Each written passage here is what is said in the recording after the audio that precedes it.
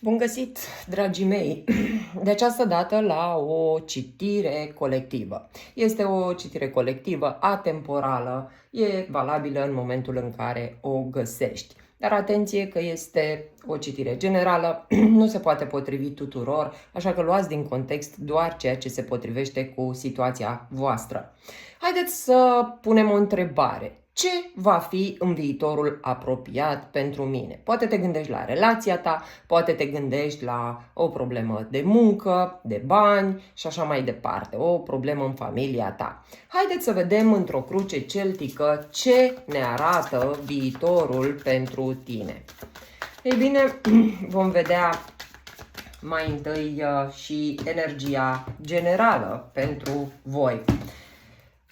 Energia generală, șaptele de cupe. Se pare că ești acum într-un moment în care ești tare confuză, legat de contractul tău. Poate e contractul de muncă, poate e căsătoria ta. A avut loc aici sau poate a fost o discuție contradictorie, o ceartă, un scandal care cumva te face să nu mai știi ce să crezi despre acest angajament. Poate îți pui sub semnul întrebării sau există un mare semn de întrebare încotro va lua situația asta pentru că tu îți dorești să nu te mai compromiți.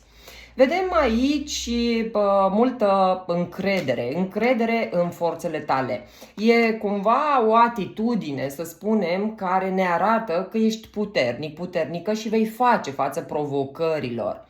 Este posibil aici să nu vezi clar o situație sau cel puțin pare că cineva vine către tine cu intenții cât se poate de serioase, dar blocajul la tine, cel puțin din punct de vedere mental, este destul de mare. Ori e destul de, să spunem, neclară oferta asta care vine spre tine și te face să nu vezi clar lucrurile, ori e o experiență a trecutului aici care te face să te gândești că nu prea ai mai crede că lucrurile ar evolua într-o direcție cât se poate de pozitivă. Avem aici un rege de monede, o persoană care de obicei te susține, te ajută, e mereu acolo lângă tine. Vedem că e posibil ca în viitorul apropiat să vezi o schimbare pozitivă a unui bărbat din viața ta. Avem aici o energie masculină. O energie masculină poate puțin cam orgolioasă, poate, să spunem, un om foarte încrezător, dar vei vedea o schimbare într-un om un pic mai realist, mai pragmatic, un om pus pe treabă, ca să spunem așa. Dar haideți să vedem care sunt previziunile pentru voi. Ești în punctul în care iei o decizie. Poate unii dintre voi deja ați luat decizia asta, poate alții dintre voi urmează să luați decizia asta. Dar este o decizie un pic inconfortabilă, aș spune eu. Vă doriți să mergeți mai departe cu viața voastră. Vă doriți mișcare, vă doriți acțiune, vă doriți ca lucrurile să evolueze într-o direcție. În mintea ta lucrurile se schimbă radical. Dacă până acum credințele tale despre căsătoria asta, despre relația asta, despre ceea ce pățești tu în acest moment erau într-un anumit fel, da, perspectiva ta, poate aveai o viziune, o să îmbătrânim unul lângă altul sau știu eu, o să meargă relația asta de muncă până să o desființa firma și așa mai departe. Ei bine, cumva viziunea ta despre această situație se pare că s-a cam schimbat și ești în punctul în care să iei o decizie. Pajul de monede pe subconștientul tău îmi arată aici posibilitatea ca tu să primești un mesaj în următoarea perioadă, să începi să socializezi. Cumva el aduce niște vești legate de o situație care poate fi un pic mai sigură, mai stabilă. Zecele de spade pe trecut ne arată aici că ai avut o mare dezamăgire, o trădare pe care tu ai simțit-o. Multe care probabil s-au adunat și cumulate ți-au dat knockout, ca să spunem așa. Ei bine, într-o zi, două de aici încolo, vedem pajul de bâte. El vine cu entuziasm, cu bucurie, poate niște acțiuni, niște mișcări ce pot avea loc în situația ta care să-ți ridice un pic energia, să te facă să fii mai entuziasmat în ceea ce privește viitorul, să vezi lucrurile un pic diferit decât le-ai văzut până acum. Vedem echilibru, vedem aici posibilitatea să vindeci, să te temperezi sau cel puțin să se mai liniștească apele în situația ta. Dacă până acum lucrurile au fost destul de agitate, suferința a fost destul de mare, poate chiar ți-a luat ceva timp până să ajungi în punctul ăsta în care să iei o decizie, ei bine, lucrurile se așează, începi să vindeci rănile alea care ți-au fost create, începi să te echilibrezi și să te liniștești. Din exterior sau din poziția celuilalt vedem că există acolo o așteptare sau, cel puțin, cumva această persoană este între două opțiuni pe care le are. Așteaptă poate să ia o decizie. Este poate o persoană nehotărâtă la momentul ăsta, este o persoană care poate așteaptă la rândul său vești de la tine sau semne. Surpriza pentru tine în următoarea perioadă este un drum. Un drum pe care poți să-l faci, poate o călătorie către această persoană sau poate această persoană să vină către tine. Poate fi vorba, bineînțeles, și de o viziune nouă legată de viitorul tău. Aici ceva se va schimba în viziunea ta. Dacă până acum faptul că situația ta era incertă și nu știai ce să decizi, ți era destul de dificil să vezi viitorul, acum lucrurile se schimbă în capul tău și vezi viitorul cu alți ochi, da? Poți, poate, pentru că te liniștești, poți să vezi și un viitor pe termen lung. Iar concluzia este că vei obține toate informațiile de care vei avea nevoie. Normal, în momentul în care tu știi absolut tot ce era nevoie să știi, te clarifici, poți să iei o decizie clară, asumată, că ai toate informațiile de care aveai nevoie, normal că în momentul ăla știi ce ai de făcut, nu? Pentru că de multe ori incertitudinea vine din faptul că nu deținem toate informațiile de care noi avem nevoie. Ei bine, și ca să clarificăm un pic această situație, o să și vedem niște explicații. Haideți să vedem aici ce apare ca și decizie sau ce decizie veți lua. Ei bine, veți lua decizia de a lupta să deblocați situația asta. E posibil ca mulți dintre voi să fiți de mult timp în blocajul ăsta, să fiți de mult timp într-o situație neclară, incertă. Și văd că următoarea perioadă veți lupta să obțineți toate informațiile de care aveți nevoie ca să luați odată pentru Dumnezeu decizia și să mergeți mai departe cu viața voastră. Haideți să vedem ce deblocați cu faetonul sau către ce mergeți. Mergeți către o ofertă de iubire.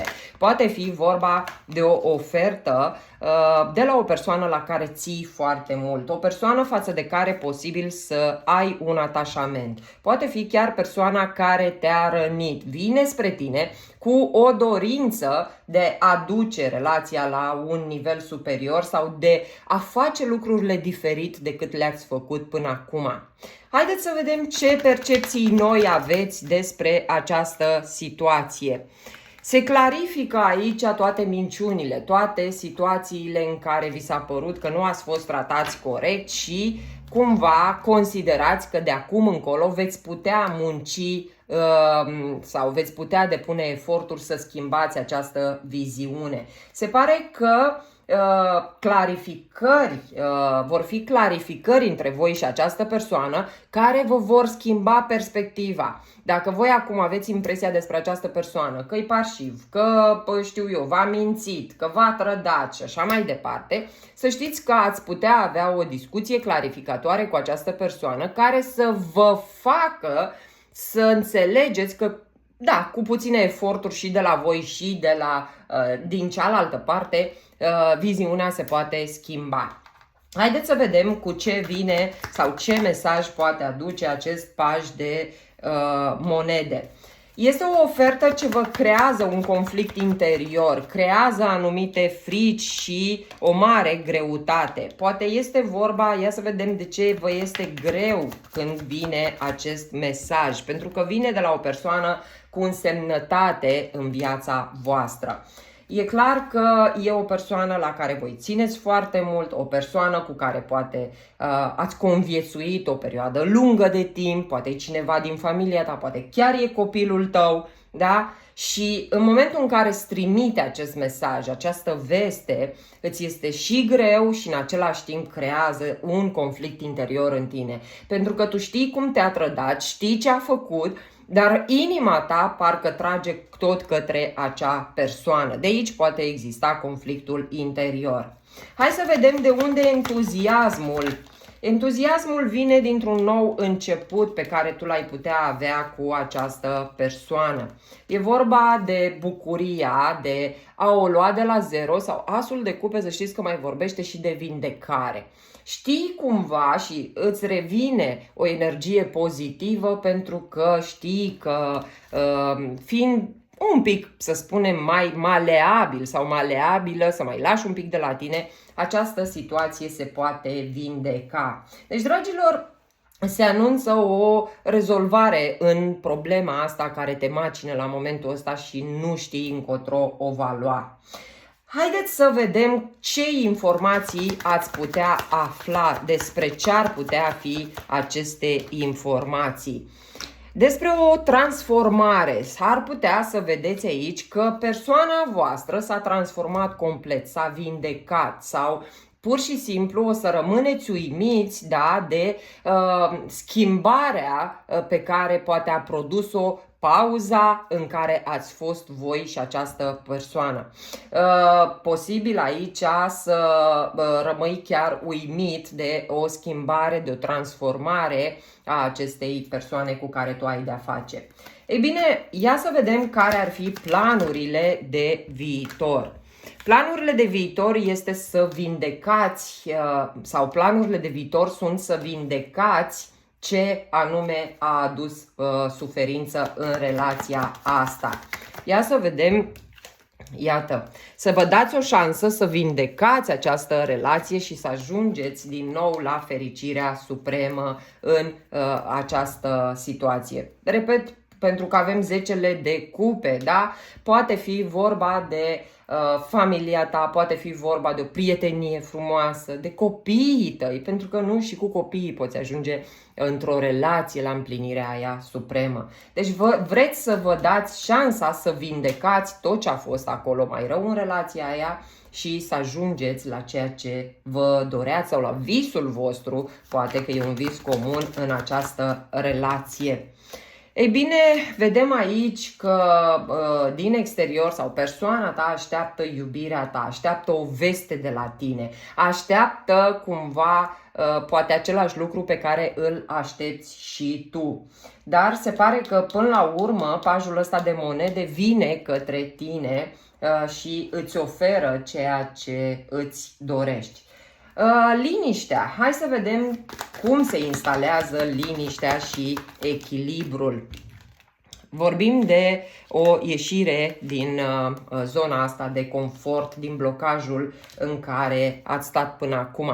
Deci se liniștesc apele în momentul în care discutați, abordați altfel această situație care este neclară între voi. Deci e clar că în următoarea perioadă se anunță aici o discuție, un mesaj care poate să aducă reîntâlnirea, revederea, care cu sine va aduce explicațiile necesare legate de tot ce a fost aici resimțit ca trădare, ca suferință, ca minciuni, ca ascunzișuri și cumva vă readuce, situația vă poate readuce speranța că mai există o șansă să ajungeți la ceea ce voi vă doreați cu această relație. Haideți să vedem, pentru că este o citire care s-a dus cumva către această parte de iubire, să spunem, să vedem și un sfat de la îngerii romantici. Ce sfat vă pot da ei în situația voastră? Ei bine, primul sfat este să vă vindecați problemele astea de familie. Mulți dintre voi cred că sunteți căsătoriți cu această persoană. Este o chimie foarte puternică între tine și această persoană. Multe discuții probabil au fost și pe ceea ce vă leagă ca și cariere, ca bani. Poate au pornit multe discuții de la bani, de la carierele voastre, că nu vă acordați destul de mult timp, da? Dar ai și un îndemn aici. E foarte important să te iubești mai întâi pe tine. Poate ai prioritizat mult prea mult această persoană, ai pus-o în fața ta, nevoile lui sau ale ei le-ai pus înaintea nevoilor tale și de aici s-a creat cumva, să spunem, dezechilibru din relația ta, pentru că nu e normal așa. E foarte important ca o relație să funcționeze, să fim autonomi, autosuficienți și să fim unul lângă celălalt, nu să fim dependenți sau codependenți de persoana cealaltă. Și un sfat, dragilor, pentru situația voastră la final de citire. Haideți să vedem ce putem avea ca și sfaturi pentru voi. Nu-ți pierde credința. E foarte important să speri că situația asta se poate rezolva. Să analizezi foarte bine tot ceea ce s-a întâmplat, să reflectezi și să-ți găsești răspunsurile în interior, pentru că ele întotdeauna se găsesc în interior, și dă-ți voie să reconstruiești. Poate totul s-a destrămat cu un scop, ca să puteți să refaceți fundația acestei relații. Pentru că să știți că nimic nu e întâmplător și de cele mai multe ori, într-o situație din asta care pare un final într-un cuplu sau într-o relație, de fapt poate da o șansă de reconstrucție mult mai solidă a acestei relații. Exact pe principiul acela, ce nu te omoară, te face mai puternic. Dacă relația n-a murit într-o situație atât de gravă, poate fi o reconectare, o regenerare a relației, poate mult mai puternică decât a fost vreodată. Dragii mei, sper că vă plac astfel de etalări. Aștept în comentarii mesajul vostru și dacă vă plac o să încerc și fac tot posibilul să facem zilnic astfel de etalări și aștept sugestii de la voi de întrebări. Vă pup și vă urez o rezolvare minunată a acestei probleme din viața voastră. Pa, pa!